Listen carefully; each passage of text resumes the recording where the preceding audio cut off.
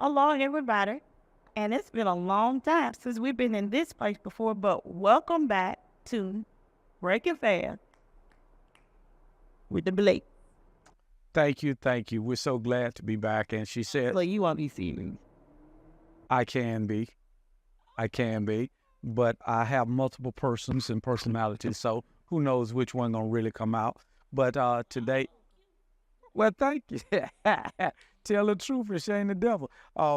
We're back, honestly, and I guess it's kind of like Michael Jordan. Michael Jordan had this thing. He came back after retirement, and he came back to do second half or another part of his career. And in honor of him today, one of the top three basketball players that ever lived. I wore my Jordan ones today because we are back. Breaking fast. even my mom off the war my kid. Sorry. Sorry. All right. So we're back with you guys today. We want to touch on a topic that no matter who you are, what your socioeconomic standards are, where you are in life, everybody has been touched by this. And today we're going to talk about grief and what is it, how to deal with it, just being open and transparent in our conversations about dealing with grief and how it's affecting us and what could be some very useful tools that you can have to go through this process. Mostly, we want you to know that you are not alone. Wake up, wake up, wake up, wake up. Because joy is here right now. So join us, join us, join us, join us as we grow and we be inspired. We're thanking God for a brand new day. He's been so good and He makes a way. Our daily bread is on our plates as we're breaking fast with the Blakes. So, I want to kick it over to Boo. Well, I get some of that person, that boo, that she speak of. Today, I will give some of my comedic side, but it's a very serious topic. And today, we're really talking about the journey that we take as we go through this thing we call grief. Oftentimes, we think about grief solely as just someone dying, but grief can be so much more than that because sometimes it's not someone that's died. It may be a situation. It could be a job situation, a promotion that you didn't get. It can be an array of things, but we just have found ourselves stuck in a bad place and don't really know how to navigate through it. Although through the pandemic, a lot of it was death because it was people dying at an alarming rate, and we are right now a part of history. No one has experienced the things that we experienced as living in this day at this time. And with us being pastors, with me being pastors, I lost count of how many funerals that I was doing. One time, I know it was well into the upper teens that I had buried in a matter of 6 to 7 weeks. It would just continuously, and I got to a point where I would just burn out because it wasn't just my grief I was dealing with. I was dealing with everyone's grief and trying to figure out how to hold myself together and be strong, but at the same time, feeling the effects of losing loved ones, losing family members, losing church members, losing community people, people that we know and that we just talked to. And at the same time, we was dying at an alarming rate, but yet we didn't have an answer to this death. So, And it was hard to figure out how to console someone that is going through a loss that you can't touch. Because let us not forget, you had to be 6 feet away. And we really got to see during that time the importance of human touch. Being able to be around people you never knew how much an embrace meant or how much a hug meant to someone or just being able to touch their hand. And now we're in a position to where we're fist bumping it at best, elbowing, calling up gang signs, all of that. all that, and still trying to make sure that you take care of the people, but at the same time having to take care of yourselves as well. And it was difficult, but we can say through that time we had a but God. But God kept us, but God made it where we could be relevant, as well as not just doing something to do it, but hopefully inspire people along the way. And you mentioned about personal loss. And I think no matter who you are, it could be you had a job or you really, really wanted something and you didn't get it. Having to really wrap your mind around and practice. We all know they say it could be 5 stages of grief or 7, just depending on which one you look at. Depends on where you Google from. It could be 12. Good, yeah. Very much so. But I think in all of them, when you're dealing with loss, depending on the loss, it is truly, you go through those stages. You lose a job, man. If you just give it a chance, it's important. Yeah. And I would like to go into that. And I think later on, I'll catch some of that and we'll talk about it as a group because we have other guests that will be coming and joining us soon. But just thinking about those different stages of grief, and we'll talk through each one of them because the thing is, no matter whether we're saying it's 5 stages, 7 stages, or 12 stages, making sure you don't get stuck in any one particular stage, because at the end of the day, no matter what has happened, we have to learn how to accept it and move on. Whether it's a divorce, whether it's the loss of a job, whether it's the loss of a loved one, it's different things that can put us there, but we got to focus on how do we get out. And today, we really want to challenge each one of you to face it, because one of the major things, especially in the community, in the Black community, the African-American community, we have, in the church community, please don't let me exclude them. In those two communities, we're taught to be strong and to pray. Be strong and pray. It doesn't matter what you're dealing with. It's just be strong and pray. Be strong and pray. But I found out being strong and praying that we still needed some practical steps on how to make it through it. And one of the things, I'll share a personal story of mine. My dad passed away 5.5 years ago, and it doesn't seem like it's been nearly that long. It's not nearly that long, because there's very few days that pass even now that I don't mention him in some way. He doesn't come to my mind in some way. Something he taught me, something he said, even just thinking about having a conversation with him and thinking, hey, I'm gonna call Dad and tell him, but I'm like, no, I can't call Dad. And one of the things I think that hindered me the most is when my dad passed, he was a family leader, he was a church leader, he was a community leader, and some of those roles was passed to me, and I didn't take the proper time to just sit down and grieve. I turned into this superhero of thinking I had to accomplish everything, that I couldn't break. I had to be strong. I had to hold the family together. I had to hold the church together. I had to hold community together. I had all these responsibilities, but yet I wasn't taking the time that I needed. So on the night that my dad passed, I thought I was prepared. I actually had conversations with my dad. I remember being laying in the hospital bed with my dad and told him that he had did everything he needed to do, that he can go ahead, because it was selfish of me and my family and others to hold on to him. Him being here making us feel better, but him being here was costing him, and he was in the suffering. So I told him he had did everything that he needed to do, and if he needed to go, more or less giving permission and assurance that we was going to be okay.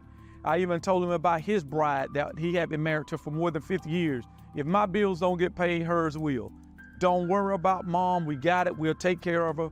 My sister had moved in with them, and she was doing everything she could do from sunup to sundown. Myself, and it was hard. It was a hard thing to do, but I thought I had prepared myself because I hadn't had certain conversations.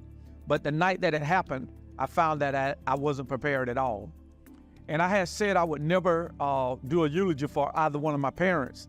And I called a close friend of ours to do the eulogy. And in the process of calling, we had set everything in place. And by the time the mortician came to the house and started, he said, who else would do it? And they urged me to do the eulogy, which I said I would never do.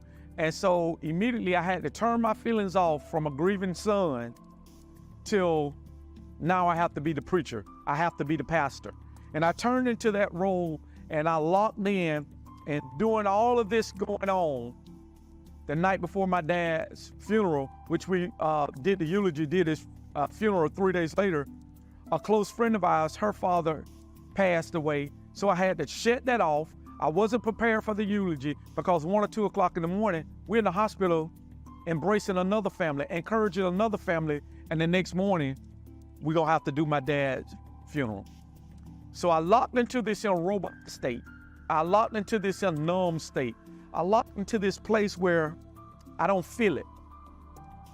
Well, that was short-lived because with me trying to check every box, trying to make sure everyone else was okay, I wasn't tending to me. I couldn't find the time to deal with my own drama, my own trauma, my own grief. So all it did was prolong the time. And what happened is,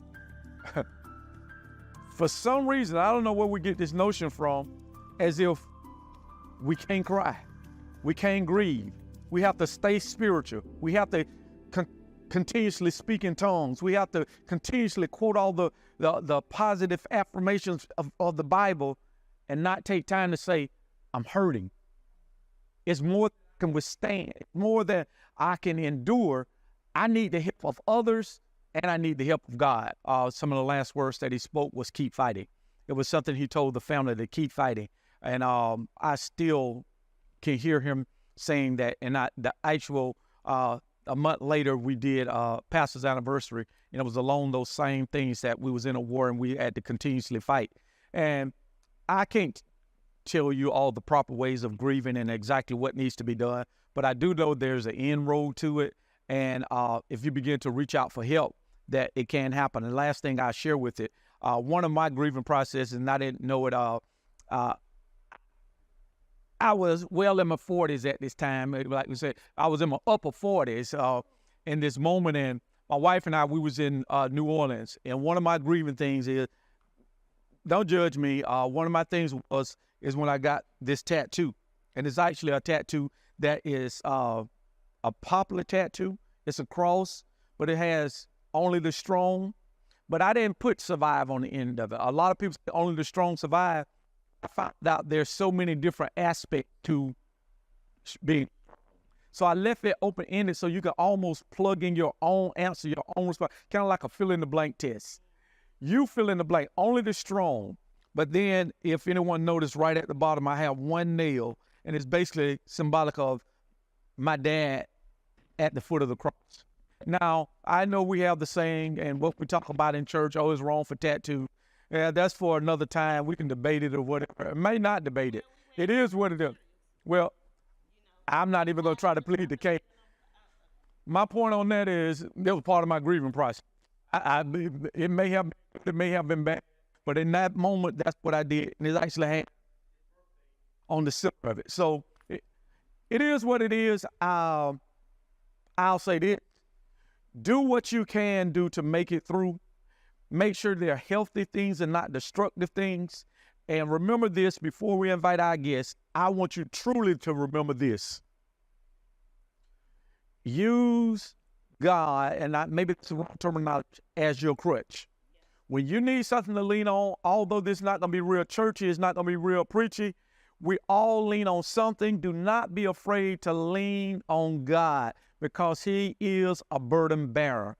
Something I would like to ask you, though, because after that, you have even a more recent event of grief that you're dealing with.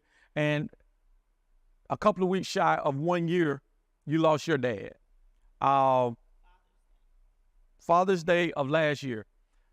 Could you give us briefly your process? Because I knew your dad had been sick for a long time.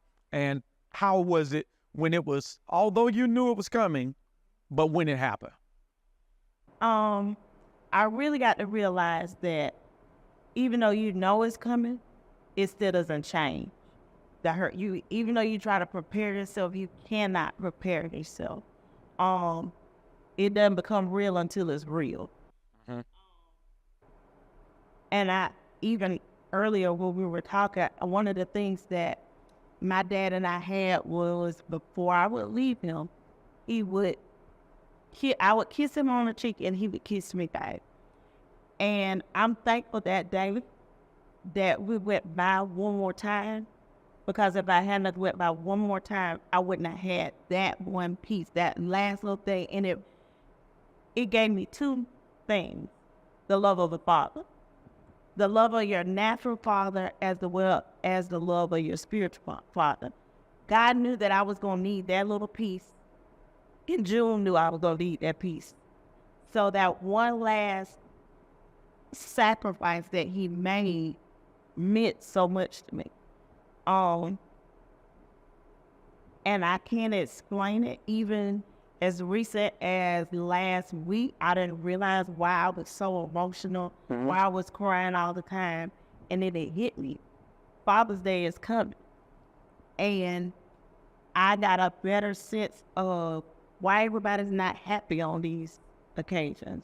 Why everybody's not happy on Mother's Day. Why everybody's not happy on Father's Day. Father's Day gonna be a little bit different for me.